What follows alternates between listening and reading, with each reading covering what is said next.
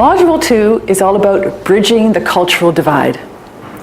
How many organizations have you worked in where culture is an aspect that actually causes tension? How people work together in different business units can sometimes create tension between because people use a different language or they have different business processes or different principles. One good example is the IT groups with their business functions. For 15 years, I worked in the IT industry. I was a pre-sales consultant for Oracle Corporation and digital equipment. As a pre-sales consultant, my role was to work with the business functions and helping them understand what their business requirements were. And naturally, I also worked with the IT groups because they were the ones who were going to be implementing the new technologies.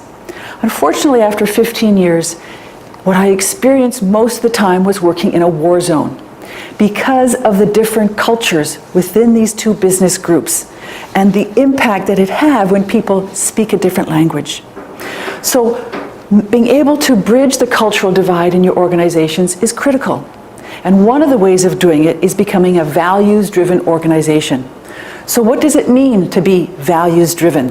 What are the influences of values on your corporate culture?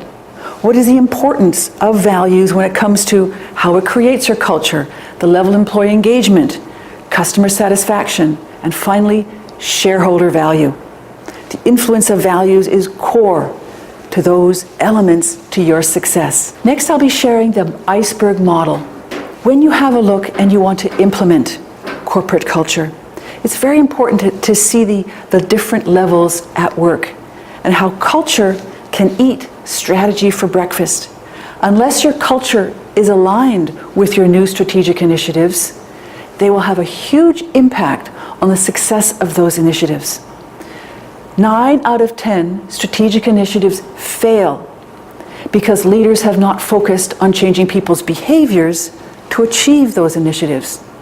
Well, behaviors and changing values that determine your behaviors is what corporate culture is all about. And finally, looking at the different cultural dimensions within an organization. What kind of culture do you have? Are you a culture that is focused on tasks as opposed to being people-oriented? What kind of communication and leadership styles do you have? What about your decision-making? All of these different cultural dimensions can have a huge impact on how successfully people work together. So we'll be understanding and having a look clearly at what those different cultural dimensions are.